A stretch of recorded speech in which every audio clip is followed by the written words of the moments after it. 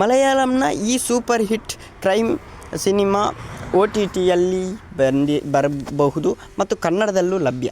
ಎಲ್ಲರಿಗೂ ಪಡು Kannada TV YouTube ಚಾನಲ್ಗೆ ಸುಸ್ವಾಗತ ಅಂತ ಹೇಳ್ತೀವಿ. ಶುರು ಮಾಡೋಕ್ಕಿಂತ ಮೊದಲು ಯಾರೆಲ್ಲ ನಮ್ಮ ಯೂಟ್ಯೂಬ್ ಚಾನಲ್ ಮೊದಲು ನೋಡ್ತಿದ್ರಿ ಅವರೆಲ್ಲ ಸಬ್ಸ್ಕ್ರೈಬ್ ಮಾಡ್ಕೊಳ್ಳಿ ಮತ್ತು ಪಕ್ಕದಲ್ಲಿರೋ ಬೆಲ್ಲೈಕನ್ನು ಪ್ರೆಸ್ ಮಾಡಿ. ಮಲಯಾಳಂಗೆ ಇತ್ತೀಚೆಗೆ ಸಾಕಷ್ಟು ಚಿತ್ರಗಳು ರಿಲೀಸ್ ಆಗಿ ಹಿಟ್ ಆಗುತ್ತಾ ಇದೆ. ಅದರಲ್ಲೂ ಕ್ರೈಮ್ ಥ್ರಿಲ್ಲರ್ ಚಿತ್ರಗಳು ಹೆಚ್ಚಿನ ಸಂಖ್ಯೆಯಲ್ಲಿ ಅವರು ನಿರ್ಮಾಣ ಮಾಡುತ್ತಾ ಇದ್ದಾರೆ. ಈಗ ಮಲಯಾಳಂನಲ್ಲಿ ಯಶಸ್ಸು ಕಂಡ ಚಿತ್ರವೊಂದು OTTಗೆ ಬರಲು ರೆಡಿ ಆಗಿದೆ. ಮಿಸ್ ಮಾಡದೆ ಚಿತ್ರವನ್ನು OTTಯಲ್ಲಿ ನೋಡಬೇಕು ಎಂಬುದು ಕೆಲವರ ಸಲಹೆ. ಹಾಗಾದರೆ ಈ ಚಿತ್ರವು ಏನಿದೆ, ಇದಕ್ಕೆ ಸಿಕ್ಕ ರೇಟಿಂಗ್ ಎಷ್ಟು ಎನ್ನುವುದರ ಬಗ್ಗೆ ಈ ವಿಡಿಯೋದಲ್ಲಿ ಸಂಪೂರ್ಣವಾಗಿ ನೋಡೋಣ. ಈ ವರ್ಷ ಜನವರಿ 9ರಂದು ಮಲಯಾಳಂ ರೇಖಾ ಚಿತ್ರಂ ಸಿನಿಮಾ ರಿಲೀಸ್ ಆಯಿತು.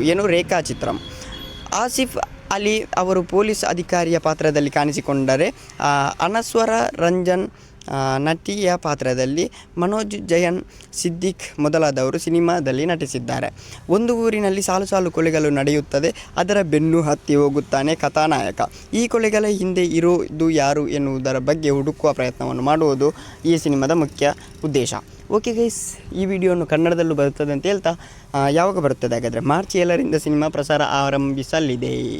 ಓಕೆ ಗೈಸ್, ಎಲ್ಲರೂ ನೋಡಿ ಅಂತ ಹೇಳ್ತಾ love you so much guys. Thank you.